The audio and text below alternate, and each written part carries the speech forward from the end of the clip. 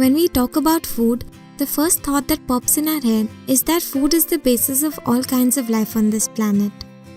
It is meant to energize us, it builds up our body, gets our adrenal going all day long, and provides us with mandatory nutrients for the nourishment of our body. But do you ever ponder over the fact that apart from proteins, carbohydrates, vitamins and minerals, what exactly does our food contain? Today, a number of additives and preservatives are being used to make the food look more captivating, along with the aim of having a longer shelf life. The fresh food in our platter is now replaced by the pesticidal one, and to top it, we are now rapidly moving towards a low-carb this and a low-fat that kind of a lifestyle, which requires us to juggle between fat-free dessert, low-fat biscuits with protein, and calorie-counted ready meals. But do you find any considerable difference in your waistline while munching onto these guilt-free foods? The fruits and vegetables that we are consuming is not solely an effort of a farmer, but the pesticide-producing industry has a lot to contribute in it. In 1945, a pesticide called DDT was used in the United States because of its high insecticidal properties to control the damage caused by a variety of insects and mosquitoes. But gradually, the World Health Organization prohibited the use of DDT as it had the risk of causing ailments such as chronic liver damage, immunosuppression and breast cancer. Even though banned in US, DDT is still sprayed as a mosquito repellent in many countries. The use of pesticides can lead to groundwater and soil contamination.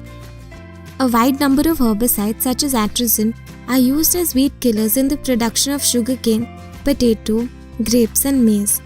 In a study done by the Indian Dietary Association, the rate of nutrition in cereals, vegetables and fruits have declined in 10, 60 and 70% respectively as compared to the last 30 years. So if you may be thinking to gorge upon low-fat, low-carb foods, then you may want to check the ingredient list. The fats from the fat-free products are just replaced with additives or preservatives to create a similar taste or texture. While talking about the nutrition bars, a generous amount of high fructose corn syrup is being added to enhance the flavors. Your breakfast cereal, favorite bakery supplies, salad dressings and even low-calorie flavored yogurt may have high fructose corn syrup. And so they're a big no, because the body processes corn fructose in a different manner than cane sugar or beet sugar, as it may have an effect on our metabolism and can cause the liver to release more fat in our bloodstream, so sadly you don't really lose fat. If you think dairy, poultry or seafood is wholesome, then you should be aware of the fact that these foods are injected with chemicals, hormones and antibiotics to maintain a high rate of production.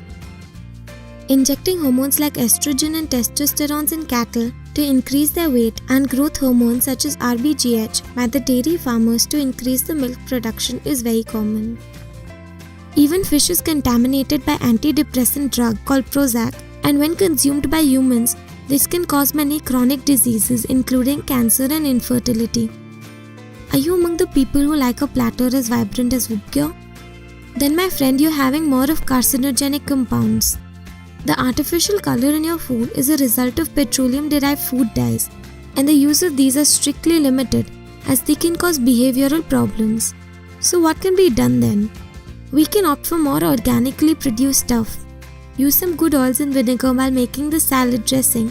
Choose full-fat Greek yogurt or low-fat plain yogurt. Go for dairy-free organic coconut milk or almond milk from the real food source and not the synthetic ones. And remove the extra visible fat from the meat you consume. Pay attention to the labels at the back of every packet you purchase and try switching to supplements derived from organic sources. So the next time when you go for grocery, while walking in the aisle of the supermarket, take a closer look. At the end, you become what you eat.